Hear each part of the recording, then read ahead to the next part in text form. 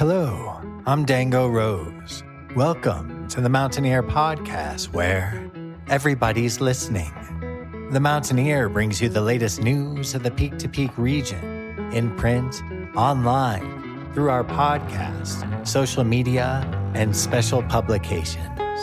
Now, listen in to the latest news of the area with our local journalists.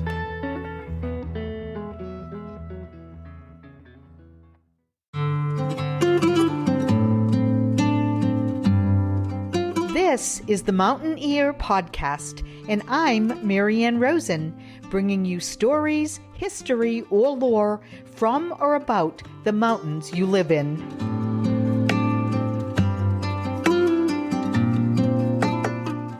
In celebration of Women's History Month, this story is part 2, relating the tales of remarkable and compelling Coloradan women of the past. Following in the same footsteps of the 3 amazing women found in last week's podcast, these additional 3 also led incredible lives and have in some way a connection to the Peak to Peak. Education was a prominent field important to women in the mid-19th to mid-20th century. Ida Kruse, an educator, teacher, and lecturer, a lover of poetry, art, music, the theater, and opera, was born in the Central City Black Hawk area in 1872. Her father, Frederick Kruse, was the mayor of Central City. Growing up in that town, Ida attended the convent school St. Aloysius, whose Pine Street neighbors were brothels, including that of Central City's most celebrated madam, Lou Bunch. She headed east to Vassar College in Poughkeepsie, New York, where she attained both a Bachelor and Master's of Arts degree. She also studied in Europe at various universities. Between 1903 and 1907, Ida was the superintendent of schools for Gilpin County. After teaching summer term English classes in 1905 and 1906 at the University of Denver, she officially joined the faculty as an English professor and eventually became the head of that department, where she remained until her death. Ida taught literature, modern poetry, drama, phonetics, Spanish literature, the French language, and manners. 1907 also saw Ida marrying Frederick McFarlane, a mining manufacturer who had also been born and educated in Central City. Her husband's father was the operator of Colorado's first foundry. In 1914, Ida Kruse McFarlane created 7 courses in efficiency called Scientific Management. That same year, she received an honorary doctorate of literature from the University of Denver. A compilation of her lectures called Modern Culture, the Art of the Theater, and a book co-authored with Millicent Van Ripe titled The Glory That Was Gold, the Central City Opera House, were both published in 1919. Kruse McFarlane lived both in Denver and Central City. She and her husband officially purchased a home in 1930 at 217 Eureka Street in Central City, right down the road from the Opera House, which was owned at the time by Peter McFarlane, Ida's father-in-law. Built in 1884, the McFarlane House is currently owned by History Colorado, but managed by the Central City Opera. With her roots in Central City, her love of opera, and her father-in-law's ownership of the Opera House, which had been closed, Ida, along with her friend, philanthropist Ann Evans, the daughter of the governor of Colorado, created the Central City Opera Association. Their goal was to return the Opera House to its former splendor and glory. With the University of Denver's affiliation to the Civic Theater and its tax-exempt status, it made logical sense to negotiate turning the Central City Opera over to them. The building was restored and revived and reopened to much fanfare in 1932. It resumed with the premiere of the opera Camille, starring Lillian Gish. The event was broadcast on NBC Radio. The opera has never closed since then, and the tradition of the Summer Opera Festival continues. Aside from her teaching duties and her involvement with the opera, Kruse McFarlane gave public lectures on literature and art. She gave of her free time to the welfare and advancement of children. In 1937, Ida and Frederick purchased a Georgian-style house near Cheeseman Park in the Capitol Hill neighborhood of Denver. The home had been built by railroad attorney Daniel Tears. The house is listed on the National Register of Historic Places as the Tears-McFarlane House. The couple continued to maintain residences in both Denver and Central City. Ida Kruse McFarlane died on June 18, 1940, at 68 years of age. She was buried in Fairmount Cemetery in Denver. The Johnson McFarlane Residential Hall at the University of Denver is partially named for her. Unknown until her death, Ida had purchased the land and remains of St. Aloysius School when it closed in 1917, in hopes of building a public park and overlook, neither of which existed in Central City. Her idea never came to fruition, as she devoted most of her energies to teaching and the opera house. When her friend Ann Evans suggested a monument in Ida's name be built, it seemed that a park and overlook incorporating the school's masonry ruins seemed the ideal way to honor her. With funds raised by Clarence Adams, president of the International Trust Company, the Ida Kruse McFarlane Memorial Overlook opened in 1944. The Celtic cross atop the viewing area once crowned the school. A collection of materials by and from Ida Kruse McFarlane are in the Historical Archives at the University of Denver. They include prints, photographs, theater programs, author profiles, notebooks with lecture notes, a bound thesis dated 1890, a manuscript titled The Opera, the Book, and information relating to a course titled Modern Culture. Also contained in the archives are notebooks consisted of a handwritten transcription of Beowulf and a notebook labeled Notes for a Novel. In 1982, the University of Denver returned the Opera House to the Central City Opera Association. Ida Kruse McFarlane certainly left her mark on Denver and Central City. The following fascinating saga with ties to the mining industry in Central City and to the Opera House chronicles the life of Elizabeth McCourt Tabor, who also became known as Baby Doe Tabor. A rags to riches, back to rags story, touched with gossip and scandal, is a captivating tale of the time. Her life inspired an opera and a Hollywood movie. Born Elizabeth McCourt in 1854 in Wisconsin, her father Peter was a partner in a clothing store in Oshkosh. He also owned the town's first theater. Her mother, also named Elizabeth, spoiled her daughter and raised her to value and rely on her looks. The elder Elizabeth wanted her daughter to be an actress. The younger Elizabeth was exempt from most domestic chores. Her dad, however, disagreed with this upbringing and put her to work in the clothing store. Fires in Oshkosh in 1874 and 1875 destroyed the family store and theater. The McCourts were forced to live on extremely meager means. In 1876, at age 22, Elizabeth won a skating competition in which she was the only female, and doing so while wearing a costume that was scandalous to many. Local resident Harvey Doe, however, became enchanted with Elizabeth. They soon married, and the couple, along with Harvey's father, went west to Colorado.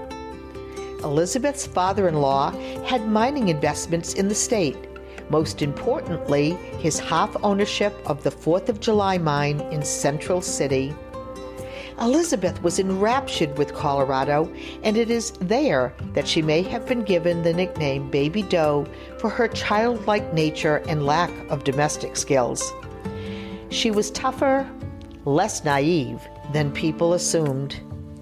In Central City, Elizabeth found that her husband did not fit into the spirited mining town and that he was a poor mine manager. Rather than see him fail and dreaming of becoming rich herself, she pitched in to help her husband. Baby Doe dressed in mining clothes and worked side by side with her spouse in the mines. Even in the relaxed culture of Central City, her behavior and dress opened her up to gossip. Elizabeth and Harvey's efforts did manage to bring up some gold, but after the vein began running dry and a shaft collapsed, Harvey gave up and took a job in another mine. He also began demanding that his wife stay home and dress like a woman. Having few domestic skills, Elizabeth was at a loss. With memories of the store in Oshkosh, she was drawn to the local clothing store and became friends with the owner, Jake Sandalowski. After presuming his wife was having an affair, Harvey left for Denver. Elizabeth followed him and they reconciled. However, things between them were not good. Harvey began drinking heavily, gambling, and frequenting brothels.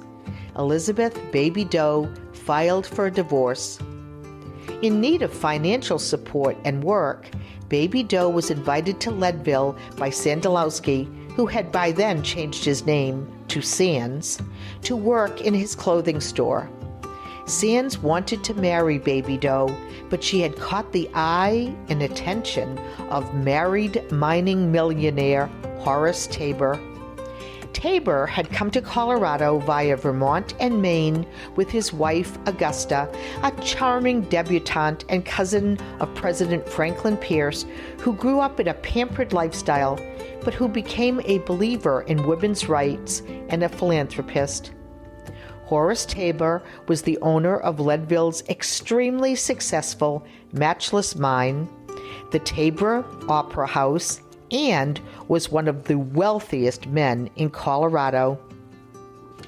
Horace Tabor became so enamored of Baby Doe's beauty and vitality that he set her up in plush suites in hotels in Denver and Leadville, then the second largest town in Colorado. He eventually left his wife for the dynamic and stunning Baby Doe. Augusta Tabor would, at that time, not grant Horace a divorce, forcing him to be granted one in a different state, which was not exactly legal. Elizabeth Baby Doe's divorce had also not been finalized. Despite the problems with their divorces, Elizabeth and Horace were married privately in 1882. The validity of their marriage was questioned, and their relationship became a Colorado scandal. In 1883, Tabor, the former lieutenant governor of Colorado, was appointed to a 30-day term as a U.S. senator to fill a temporary vacancy. With Tabor and Doe's divorces finally official, the pair publicly married in Washington, D.C. in 1883 with President Chester A. Arthur in attendance. When the couple returned to Colorado, they lived the life of the wealthy and powerful. Elizabeth McCourt Tabor wanted for nothing. Her husband supported her in a lavish way, which included gifting her much jewelry, including a famous piece named the Isabella necklace. Elizabeth was, however, also generous, donating funds to many charities and providing free office space and funds to the Colorado suffragette movement, of which she was a major proponent. She gained the reputation as one of the most beautiful, flamboyant, and alluring women in the mining West. Baby Doe continued to be followed by gossip as she did not comply to societal norms. She gave birth to 2 daughters whom she defiantly and openly nursed, adding to that gossip. Unfortunately, this lifestyle only lasted approximately 10 years. Due to poor investments and the silver mining crash of 1893, the Tabors lost everything, including the matchless mine. As she had done with her first husband, Baby Doe McCourt Tabor pitched in to help. She was given the legal power to run her husband's Denver businesses, and as money decreased, she sold all of her jewelry with the exception of the Isabella necklace. For the next 5 years, the Tabors lived in poverty before Horace Tabor's political friends arranged for him to be appointed the postmaster of Denver. Regrettably, Horace's health declined and he died 15 months later, destitute. Baby Doe moved back to Leadville, hoping to regain possession and work the matchless mine. It is unclear, though, who actually ended up owning the mine, though McCourt Tabor lived for 30 years until her death in a cabin on its grounds, in poverty and solitude. Elizabeth refused charity. She took on small domestic jobs and finally and reluctantly sold the Isabella necklace in order to support herself. Alone in her cabin, she found religion and wrote incessantly. Dressed in both men and women's clothes, she walked the streets of Leadville. She also protected the matchless mine from strangers, yielding a shotgun. Sadly, many thought of her as a madwoman and believed she deserved her fate in life from breaking up the marriage of Horace and Augusta Tabor. In the winter of 1935, after an unusually severe snowstorm, Elizabeth McCourt Tabor was found dead, her body frozen on her cabin floor. She was 81 and was buried in the Mount Olivet Cemetery in Wheat Ridge. Her life as a homewrecker and madwoman, her legend and sins, all were exaggerated in the retelling. Even the description of her death was overstated in local newspapers. Baby Doe, although impoverished, left behind a treasure, all of the writings which she had done. It took decades to archive, analyze, and study all of it, leading to the revelation of the real woman.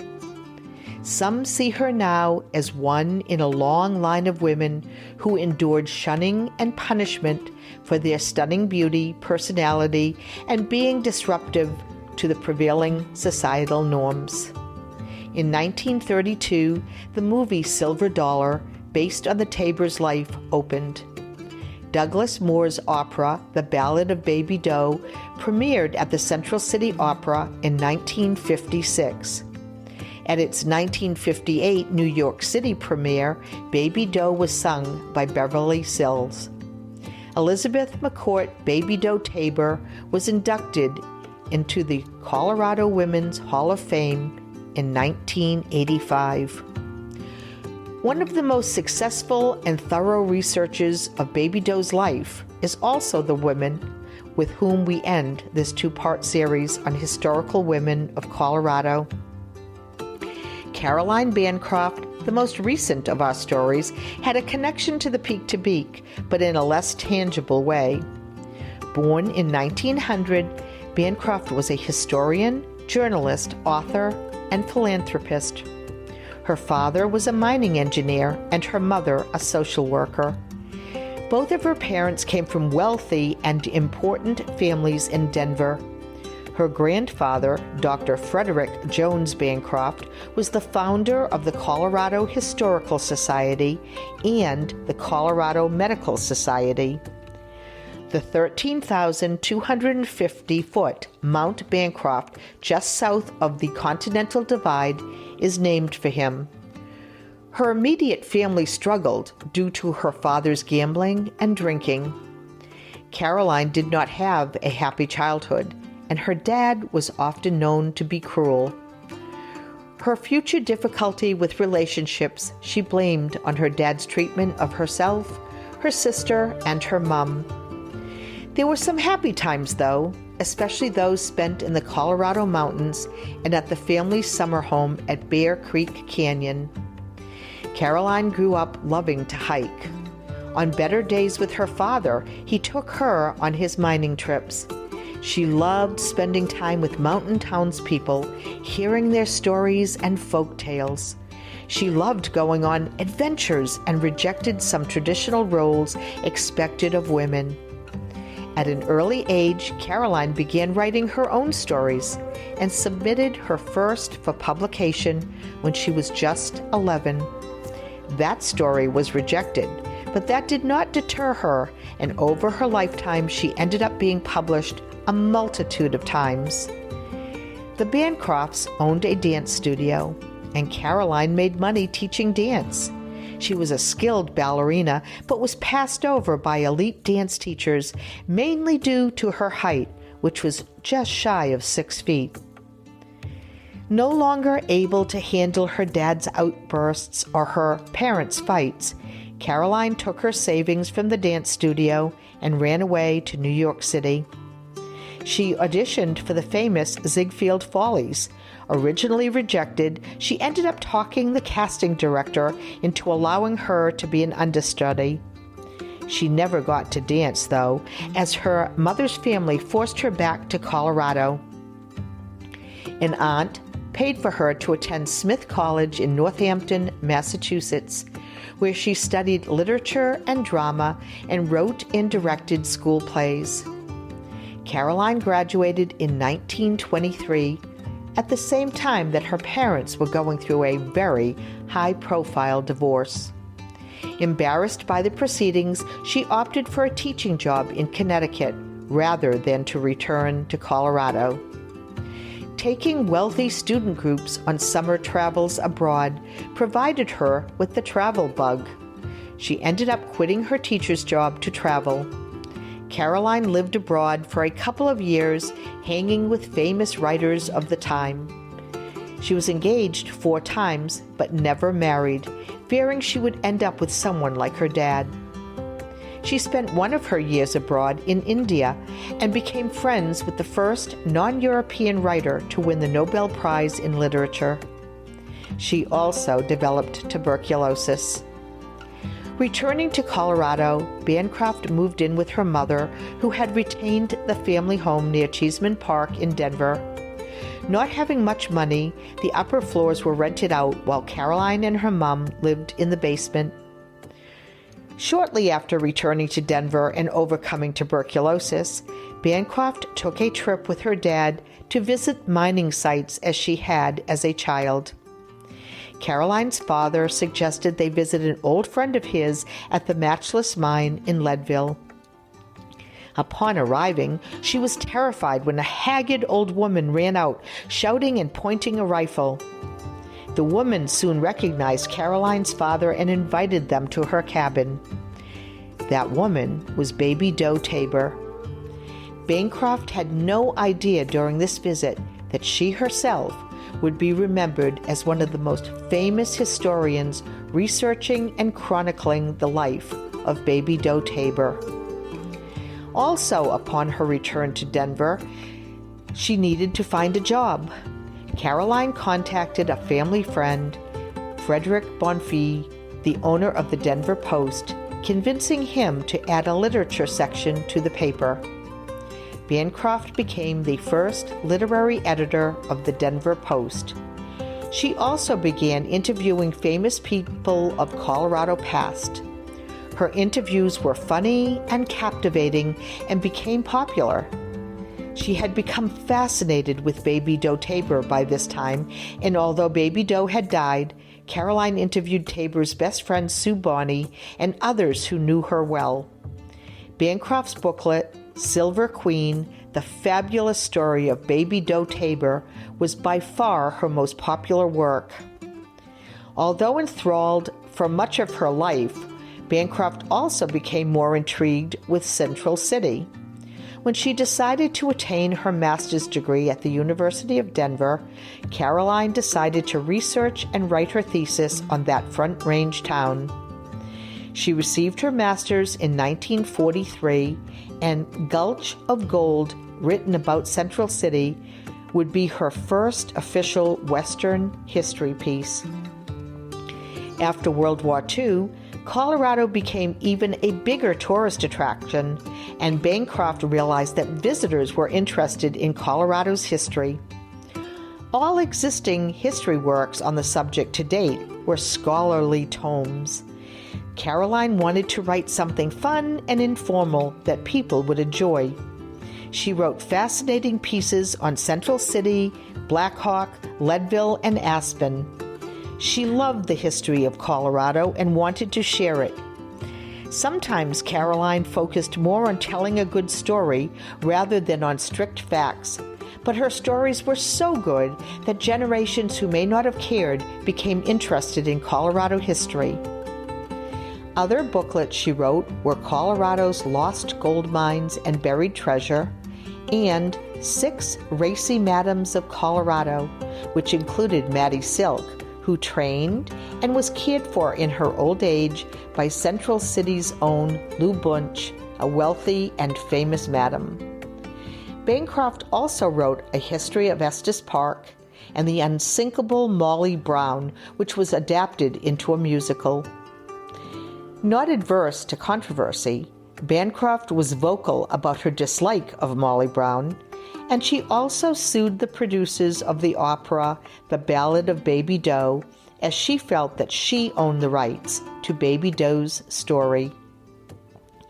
Over the years, Caroline collected many historic items from the state.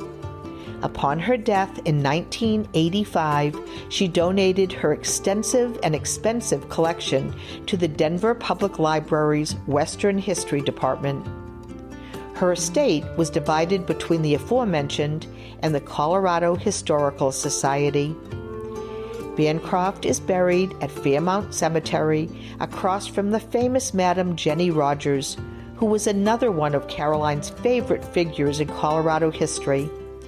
Rogers was also included in the publication of 6 Racy Madams of Colorado. A provision of Bancroft's will provided for an annual prize to be awarded to the author of the best book on Colorado or any Western history published in the current year. The most recent winner in 2023 was The Middle Kingdom Under the Big Sky, A History of the Chinese Experience in Montana by Mark Johnson. Submissions for the current award are due by May 1st, 2024. Caroline was inducted into the Colorado Women's Hall of Fame in 1990. I hope you have enjoyed hearing about the 6 astonishing women whose stories have been told in this 2-part series. There were so many in Colorado's extensive history to choose from. So here is to all of the women whose history we celebrate in March, and to all women. Until the next tale from the mountains.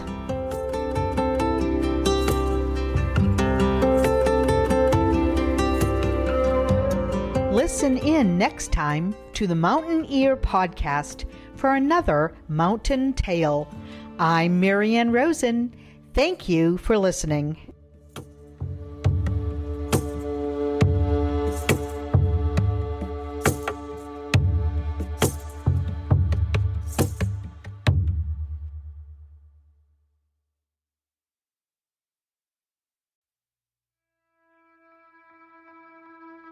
And that's it for our show.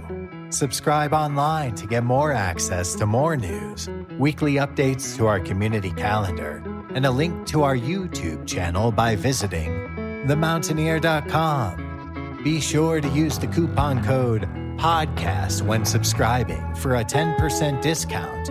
only available to our listeners. If you are in the local Peak to Peak area, be sure to pick up a print edition of The Mountaineer at a local business. I'm Dango Rose. Thank you for listening.